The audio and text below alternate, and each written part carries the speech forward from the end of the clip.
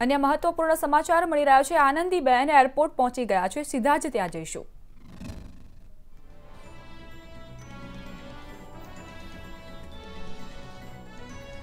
તો તમે જોઈ રહ્યા છો આનંદીબેન સાથે અન્ય મુખ્ય અધિકારીઓ પણ ઉપસ્થિત છે।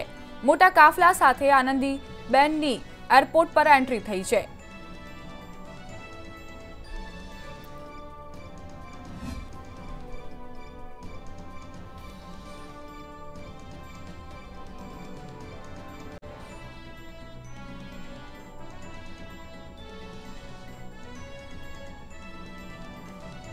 જણાવી દઈએ કે રાષ્ટ્રપતિ કોવિંદનું પણ અમદાવાદમાં આગમન થઈ ગયું છે। પાટનગર ગાંધીનગર કાર્યક્રમમાં તેઓ હાજરી આપશે। ગ્રામ ભારતી સંસ્થાના ઉદ્ઘાટન માટે તેઓ આવ્યા છે। દ્વિવાર્ષિક રાષ્ટ્રીય ગ્રાસ રૂટ ઇન એવોર્ડ પણ અપાશે। આનંદીબેનનું અમદાવાદમાં આગમન થઈ ગયું છે। ટીવી સ્ક્રીન પર તમે જોઈ રહ્યા છો આનંદીબેન એરપોર્ટથી હવે રવાના થઈ રહ્યા છે। પાટનગર ગાંધીનગરના કાર્યક્રમમાં તેઓ હાજરી આપશે। ગ્રામ ભારતી સંસ્થાના ઉદ્યમિતા મહોત્સવનું ઉદ્ઘાટન કરશે। દ્વિવાર્ષિક રાષ્ટ્રીય ગ્રાસ રૂટ ઇનોવેશન એવોર્ડ અપાશે। તો આનંદીબેન પટેલ ગુજરાતની મુલાકાતે છે। મધ્યપ્રદેશના રાજ્યપાલ આનંદીબેન પટેલ હવે અમદાવાદના એરપોર્ટ પર પહોંચી ગયા છે, જ્યાંથી તેઓ થોડી જ ક્ષણોમાં ગાંધીનગર પહોંચી જશે। રાષ્ટ્રપતિ રામનાથ કોવિંદ અને આનંદીબેન પટેલની હાજરીના કારણે ચુસ્ત પોલીસ બંદોબસ્ત ગોઠવી દેવામાં આવ્યો છે। ગાડીઓના કાફલા સાથે આનંદીબેન ગાંધીનગર જવા રવાના થયા છે।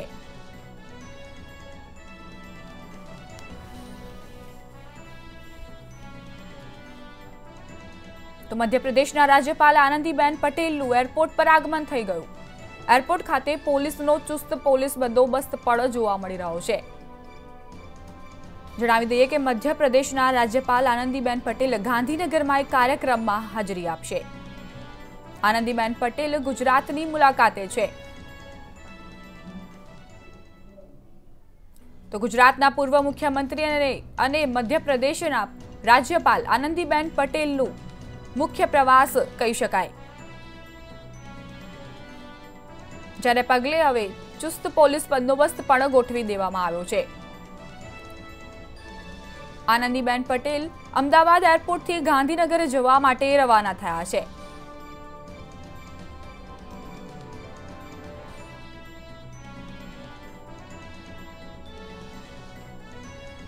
જણાવી દઈએ કે ગાંધીનગરના એક કાર્યક્રમમાં આનંદીબેન પટેલ હાજરી આપશે, સાથે જ રામનાથ કોવિંદ પણ ત્યાં હાજર રહેવાના છે।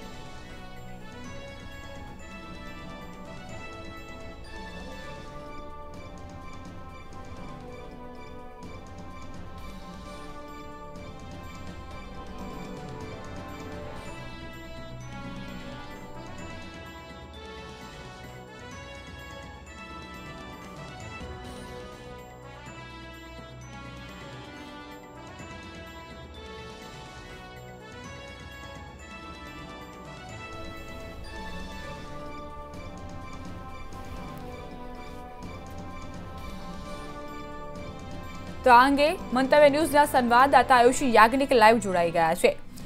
જે આયુષી, જણાવશો કઈ તૈયારીઓ જોવા મળી રહી છે? રામનાથ કોવિંદ ગાંધીનગર જવા માટે રવાના થઈ ગયા છે, ત્યાં થોડી જ ક્ષણોમાં હવે તેઓ કાર્યક્રમમાં હાજરી આપવાના છે, ત્યારે શું ચુસ્ત પોલીસ બંદોબસ્ત દેખાઈ રહ્યો છે?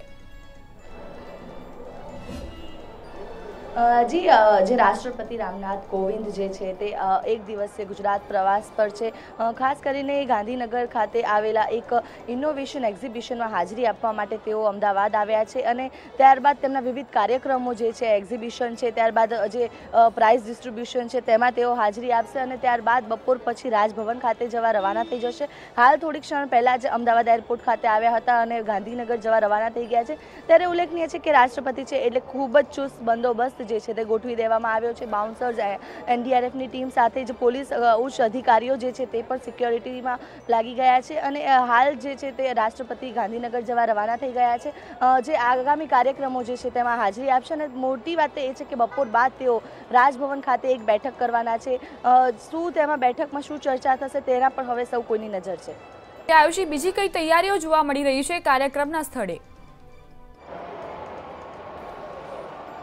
જી, કાર્યક્રમના સ્થળે પણ ચુસ્ત બંદોબસ્ત ગોઠવી દેવામાં આવ્યો છે અને ત્યાં પણ જે રીતે કાર્યક્રમમાં ઇનોવેશનના જે વિદ્યાર્થીઓ છે કે જેઓ સ્ટાર્ટઅપ માટે અવનવા આઈડિયાઝ જે છે તે અપનાવીને તેમના પ્રોજેક્ટ્સ રજૂ કર્યા છે તેઓ રાષ્ટ્રપતિ સમક્ષ મૂકશે અને ત્યારબાદ જે તમામ પ્રોજેક્ટ્સ છે જે તેમાંથી જે સૌથી સારા હશે, સૌથી શ્રેષ્ઠ હશે તેને પ્રાઇઝ ડિસ્ટ્રીબ્યુશન કરવાનું છે.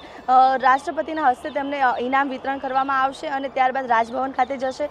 રાજભવન ખાતે જે એ બેઠક છે તેને બેઠકમાં હાજરી આપી અને ત્યારબાદ તેઓ સાંજે પરત દિલ્હી જવા રવાના થઈ જશે. બીજી વાત એ પણ જાણવા માંગીશ કે કેટલી સંખ્યામાં આ કાર્યક્રમોમાં લોકો હાજરી આપી શકશે? શું એ વિશે તમારી પાસે માહિતી છે કે કેમ? જી, જે રીતે એક્ઝિબિશન છે, ઇનોવેશન એક જે કહી શકાય કે નેશનલાઇઝ્ડ એક એક્ઝિબિશન જે છે તેનું છે એટલે મોટા પ્રમાણમાં વિદ્યાર્થીઓ જે છે ત્યાં ઉપસ્થિત રહેશે. સાથે જ બીજેપીના ઉચ્ચ કાર્યકર્તાઓ જે છે, નેતાઓ છે તે પણ આમાં હાજરી આપે તેવી સંભાવનાઓ લાગી રહી છે. જી, આભાર આયુષી આ બધી વિગતો તમારા દર્શકોને આપવા. તો બપોરે રાજભવનમાં મુલાકાતીઓ સાથે રામનાથ કોવિંદ બેઠક પણ કરશે. રાષ્ટ્રપતિ કોવિંદ આજે ગુજરાતની મુલાકાતે છે.